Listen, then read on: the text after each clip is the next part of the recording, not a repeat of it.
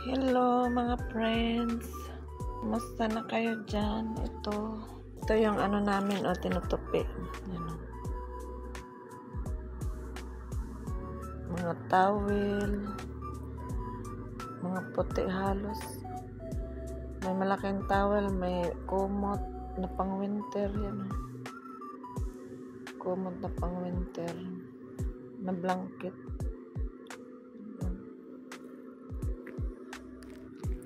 Yan ang tinutupi ko.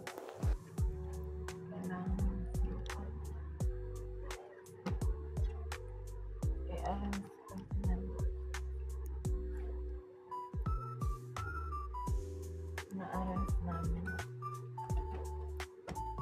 Kasi kusot-kusot. Kailangan na-arrange. Pag hindi ayusin pa.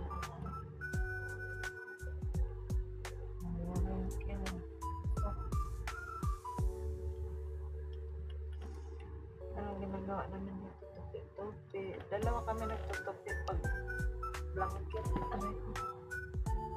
Pero pag yung mga towel, okay, isa lang. Pwede na. Ganun talaga buhay dito sa Australia. Sikap. Pag magpili-pili ka ng trabaho dito, wala. Pag hindi ka magtrabaho, asa ka lang sa asawa. Sumbat ang abot. Maganda yung sariling pera. Kaya kailangan talaga sariling kita. Magto 2 years na rin ako dito.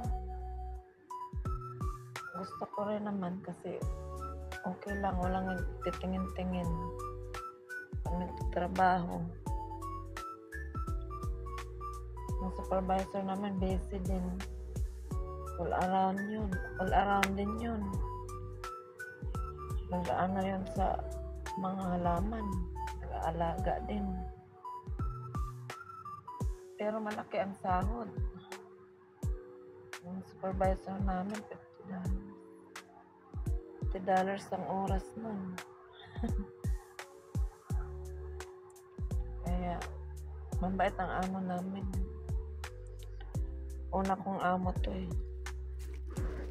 Mabait. Kaya mahirap umalis pag mabait ang amo.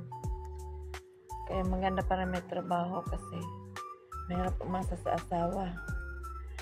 Tapos nasa bahay ka lang, maglulusyang ka para kang katulong.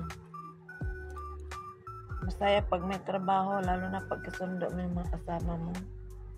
Masaya. Kasi yung mga kasama ko dito, mababait eh.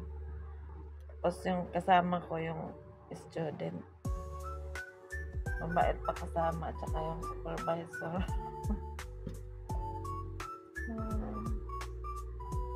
Walang nag-uutos. Sa gusto mo lang kung kumilos. Kaya okay na dito. Ang gustuhan ko rin, pati amo namin ang bait din. Thank you for watching. Bye-bye.